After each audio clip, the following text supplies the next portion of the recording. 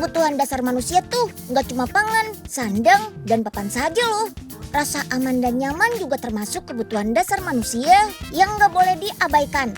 Zaman sekarang sih, kebutuhan akan rasa aman dan nyaman semakin mudah didapat berkat kecanggihan teknologi. Kayak yang mau Inyil bahas hari ini nih, dijamin deh bisa bikin kita merasa aman tapi tetap nyaman. Yuk kita come on!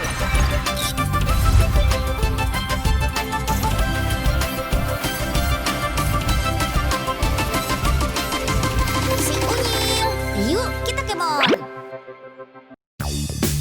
Wih, keren! Adonannya langsung mengembang. Kita bukan mau bikin kue ya. Ini adalah salah satu proses pembuatan busa di salah satu perusahaan manufaktur busa asal Jepang.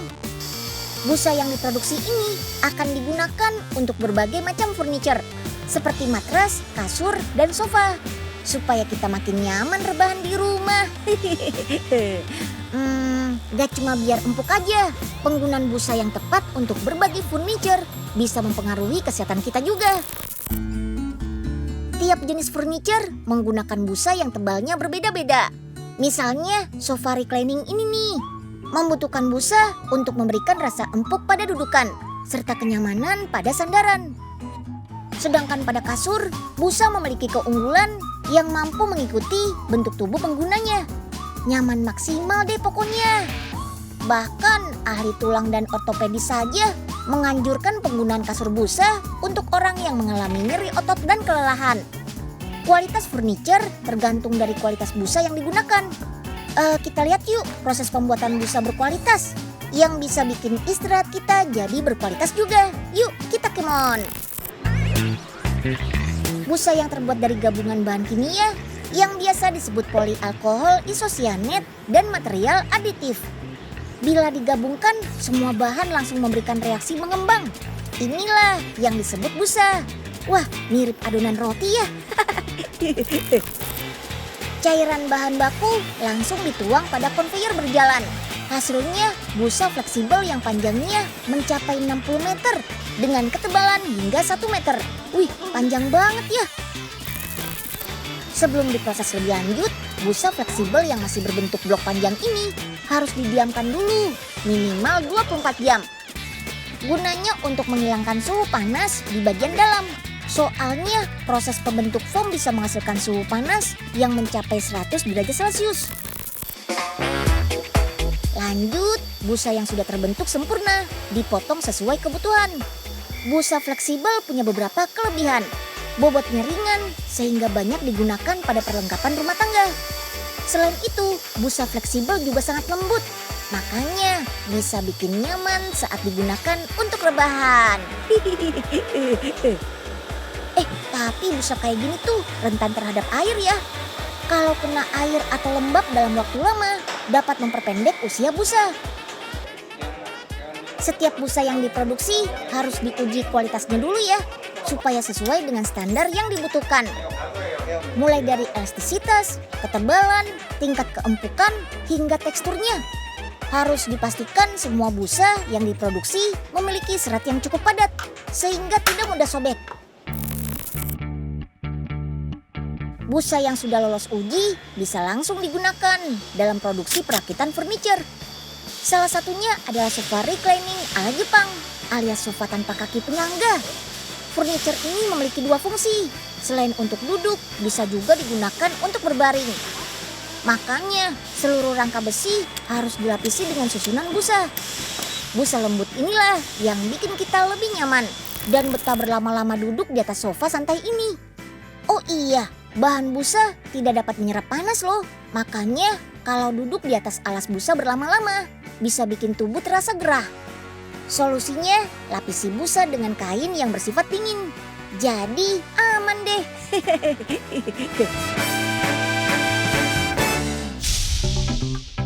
Lumayan, punya kasur busa hadiah dari Kuaci. Bisa makin nyaman rebahan di pos ronda.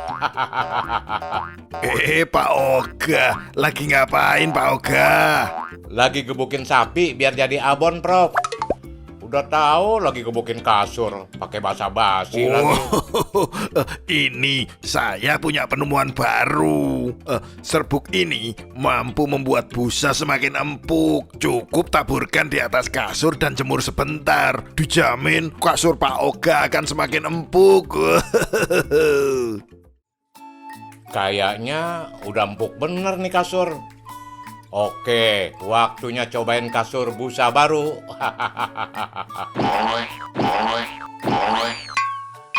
Aduh, tolong, Loh, tolong. tahu gak ngapain di atap pos ronda? Nggak usah banyak tanya deh Nunyil. Tolongin Pak Oga cepat. Aduh, iya.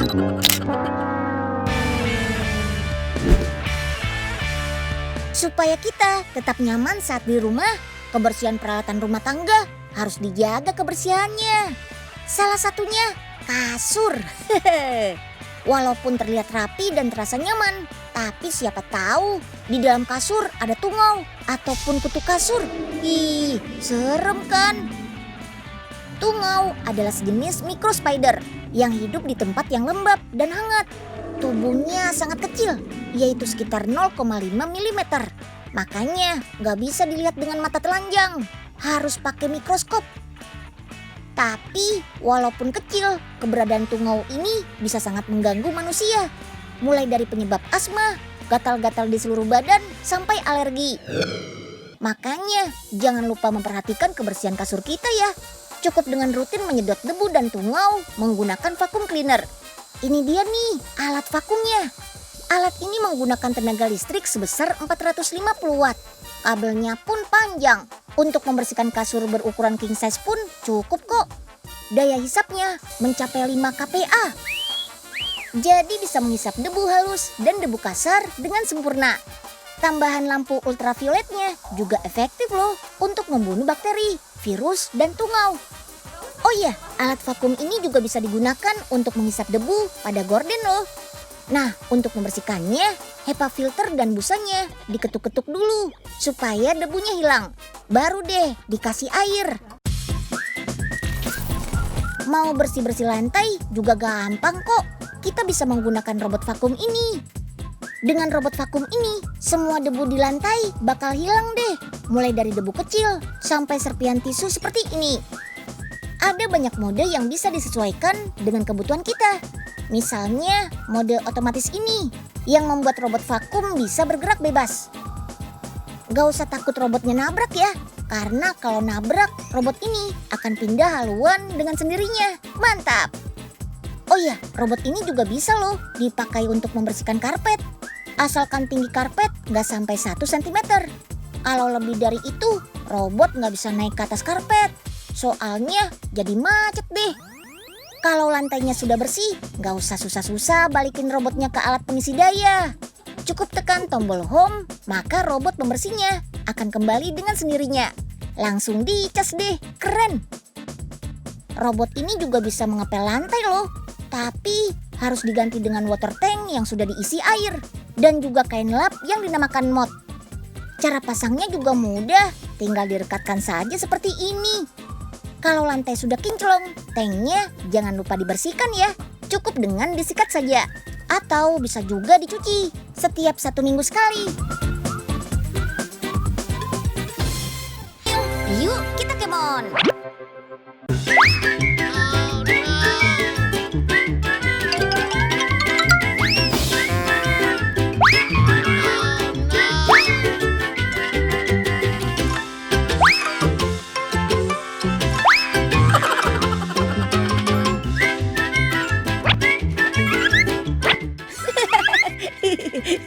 Wah, lucu-lucu ya video rekamannya. Cuplikan video tadi semuanya direkam oleh CCTV atau closed circuit television. Yap, si kamera pengawas. Kamera pengawas alias CCTV berfungsi untuk memantau atau merekam momen-momen atau kejadian penting. Misalnya kalau ada tindak kejahatan. Rekaman CCTV bisa dijadikan sebagai alat bukti yang kuat. Bisa juga untuk merekam momen-momen lucu yang gak terlihat langsung oleh banyak orang kayak tadi. Oh iya, teman-teman tahu nggak Kamera CCTV buatan Indonesia. Kualitasnya gak kalah loh sama buatan luar negeri. Bisa tahan di berbagai kondisi cuaca dan bisa merekam meski dalam kondisi gelap. Kerennya lagi, kita bisa langsung mengecek rekaman CCTV langsung dari smartphone. Jadi kita bisa tetap merasa aman saat berada di dalam ataupun saat lagi di luar rumah. Langsung saja deh kita ke pabriknya di Tangerang, Provinsi Banten. Yuk kita kemon. Bagian ini nih yang paling penting dari CCTV. Namanya sensor CMOS. Fungsinya untuk menangkap cahaya dan menghasilkan gambar. Sebelum dirakit, sensor CMOS-nya harus dibersihkan dulu ya, biar bebas dari debu dan noda. Lanjut, sensor kamera dipasangkan lensa, lalu dites sambil dinyalakan. Sambil diatur tingkat ketajaman dan fokus kamera. Sip, modul kameranya sudah jadi nih. Siap buat dirakit nih ke bodi CCTV-nya. Yang lagi dirakit ini adalah CCTV indoor untuk ditempatkan di dalam ruangan. Bodi kamera berukuran kecil dan terbuat dari bahan plastik yang ringan tapi kuat. Biar bisa menangkap gambar video dalam gelap, kamera CCTV ini juga dilengkapi inframerah. Sebagai kamera pengawas, inframerah jadi fitur penting yang gak boleh ketinggalan. Modul inframerah berbentuk bulat ini dipasang mengelilingi modul kamera yang ada di bagian tengah. Sip, tinggal ditutup cangkang kaca pada bagian depannya. Harus dibersihkan dulu ya menggunakan udara bermuatan negatif. Kamera yang sudah selesai dirakit perlu dites dulu untuk memastikan kamera berfungsi dengan baik. Pertama, ada pengetesan ruang gelap. Harus dipastikan kamera pengawas bisa berfungsi dengan baik saat gelap total dengan mengaktifkan modul inframerah. Tuh kan, kamera bisa menangkap tampilan gambar dengan jelas saat gelap gulita. Tapi hasil gambarnya jadi berubah hitam putih. Gak masalah kok. Sebagai kamera pengawas, yang paling penting tuh ketajaman dan kejelasan objek gambar. Lanjut, ada uji ketahanan. Yap, seluruh kamera bakal dinyalakan dan didiamkan di ruangan gelap. Kondisi ini bisa bikin suhu kamera naik sekitar 40 derajat Celcius. Simulasi pengujian ketahanan ini dilakukan selama 4 dan 8 jam di ruangan bersuhu 30 derajat Celcius. Nah, satu lagi nih, ada pengujian khusus buat jenis kamera luar ruang alias outdoor yang punya sertifikasi tahan air dan tahan terhadap jenis perubahan cuaca. Pertama, ada tes vakum, pakai alat air tightness waterproof test machine. Alat ini bakal mengetes ketahanan dari kebocoran pada badan kamera dengan cara diberi tekanan udara.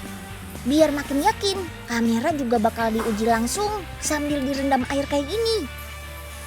Kalau ada kebocoran, bisa kelihatan langsung deh gelombang udara yang keluar dari badan kamera. Satu lagi nih, perangkat yang gak boleh ketinggalan dalam sistem kamera pengawas CCTV. Yap, DVR atau Digital Video Recorder. Perangkat berbentuk kotak inilah yang berfungsi untuk menampilkan gambar dari CCTV di monitor TV. Selain itu berfungsi juga untuk menyimpan rekaman videonya. Gak cuma merekam, perangkat DVR ini juga punya banyak fitur. Salah satunya bisa dikoneksikan ke internet. Jadi kita bisa melihat langsung nih rekaman kamera CCTV secara langsung melalui aplikasi yang sudah terpasang di gawai kita. Kayak gini nih jadinya, canggih kan? Masih ada lagi.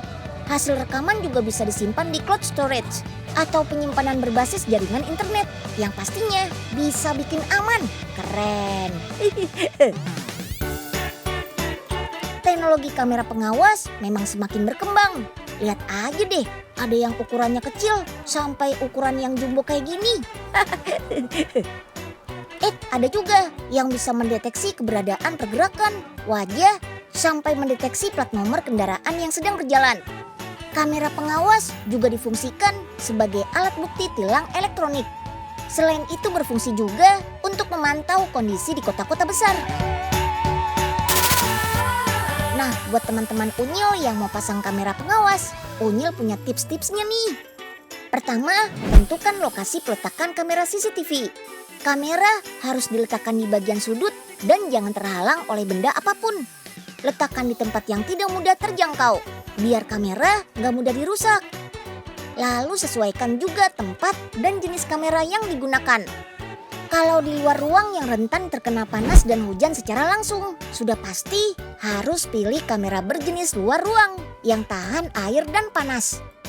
Pemasangan CCTV tuh ada undang-undangnya loh. Jadi, pastikan CCTV yang kita pasang tidak melanggar privasi orang lain. Menyalahgunakan CCTV termasuk kejahatan yang melanggar Undang-Undang Informasi dan Transaksi Elektronik loh.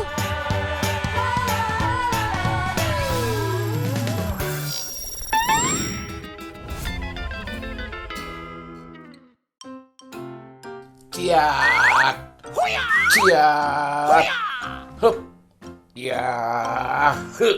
Wih, keren banget. Pak Oga lagi latihan silat ya? Iya nih Den, belakangan banyak yang lapor kehilangan. Pak Oga juga baru-baru ini ikut kehilangan juga nih. Padahal udah ada kamera ini nih. Si apa ya? CCTV, Pak. Nah itu. Ya, kalau gitu ada kamera pengintai aja nggak cukup dong. Iya, ada baiknya selain menggunakan kamera pengintai, perlu juga kiat-kiat yang bisa bikin rumah tetap aman dari tindak kejahatan. Pertama, pastikan selalu disiplin mengunci pintu dan jendela saat meninggalkan rumah dalam keadaan kosong atau saat malam hari menjelang tidur. Pintu atau jendela yang tidak terkunci dengan baik bisa dengan mudah dimasuki pencuri. Gunakan juga gorden bermotif untuk tiap jendela. Yap, gorden bermotif lebih baik dalam menghalangi pandangan orang lain melihat isi dalam rumah. Jangan biarkan kendaraan terparkir terlalu lama di luar rumah, apalagi tanpa adanya pengawasan. Lebih baik masukkan kendaraan ke dalam garasi dan jangan lupa dikunci ya. Terus, rawat dan bersihkan keadaan sekitar rumah seperti pangkas pohon atau rumput yang terlalu tinggi. Rumah yang tertata rapi bisa menandakan keberadaan si pemilik rumah yang selalu ada dan mengurangi niat jahat pencuri untuk masuk deh. Terakhir, pastikan alat komunikasi seperti gawai selalu ada dalam jangkauan untuk menjaga keadaan genting sehingga bisa segera meminta bantuan. Jadi, pastikan simpan nomor telepon darurat yang terjangkau di daerah kita. Itu sendal Pak Oga hilang tadi di warungnya Mpok Ipe. Malah sendal satu-satunya lagi. Jadi nyeker terus deh. Oh alah. Ya ampun Pak Oga.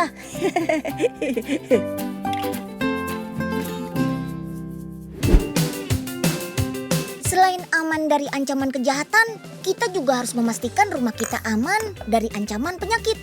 Biar rumah kita jadi rumah yang sehat, kita bisa menggunakan bantuan alat sterilisasi dan pengering otomatis ini nih. Alat ini bisa menghancurkan bakteri dan virus hanya dengan pancaran sinar ultraviolet. Bahkan diklaim bisa menghilangkan hingga 99,9%. Wih, mantap! Alat ini menggunakan sinar radiasi ultraviolet gelombang pendek untuk membunuh mikroorganisme dengan cara merusak DNA dan asam nukleat mereka. Mikroorganisme memang tidak memiliki perlindungan terhadap paparan sinar ultraviolet ini. Cara pakai alat ini juga gampang kok. Kita tinggal masukkan saja barang yang akan disterilkan ke dalam alat ini. Kalau berupa botol, pastikan menghadap ke atas ya, atau ke arah lampunya. Barang yang steril nggak terbatas pada perlengkapan bayi saja. Bisa juga untuk mensterilkan barang-barang lain, misalnya untuk peralatan medis hingga peralatan elektronik. Teknologi sinar UV yang digunakan tidak mengeluarkan energi panas dan tidak meninggalkan jejak air yang bisa merusak barang. Nah, ini bedanya dengan alat sterilisasi konvensional. Kalau alat sterilisasi konvensional biasanya memanfaatkan panas untuk membunuh bakteri. Karena menggunakan uap air, alat-alat harus dikeringkan dulu dari sisa uap air yang menempel. Selain itu, konsumsi listrik juga lebih besar. Bisa sampai 4 kali lipat dari alat steril yang menggunakan teknologi UV. Selain untuk mensterilkan barang, produk dari Korea ini juga bisa untuk mengeringkan barang juga loh. Jadi setelah botol-botol selesai dicuci, bisa langsung dimasukkan ke alat ini. Kemudian kita atur deh waktu pengeringannya berapa lama. Kalau mau mengeringkan sekaligus sterilisasi, tinggal kita aktifkan fungsi auto. Alat ini akan otomatis mengeringkan barang, kemudian mensterilkannya sesuai dengan waktu yang sudah kita atur. Satu lagi nih yang keren, alat ini juga bisa dikoneksikan melalui Bluetooth menggunakan ponsel kita. Jadi semua fungsi operasionalnya bisa diatur dari ponsel. Wih, canggih ya. Bisa sambil rebahan nih ngerjainnya. Cara perawatannya juga mudah kok. Tinggal kita bersihkan dengan kain hangat di bagian dalam alat ini. Bagian dalam ini sangat penting untuk memantulkan sinar UV yang dipancarkan secara terus-menerus. Lalu tinggal bagian filter di belakang deh. Kita bersihkan dengan air mengalir ya. Biar filternya bebas dari debu dan kotoran. Nah, gimana? Keren kan alatnya? Gak cuma canggih dan efisien, tapi juga praktis dan pastinya membuat semua barang kita higienis. Mantap! Yuk kita kemon! Salah satu cara supaya kita aman dari penyakit, ya selalu menggunakan masker saat kita berada di luar rumah. Dengan memakai masker, kita bisa mencegah masuknya berbagai mikroorganisme melalui mulut dan hidung kita. Yuk, selalu sedia masker dimanapun dan kapanpun ya. Kita jumpa lagi besok di episode berikutnya. Dadah!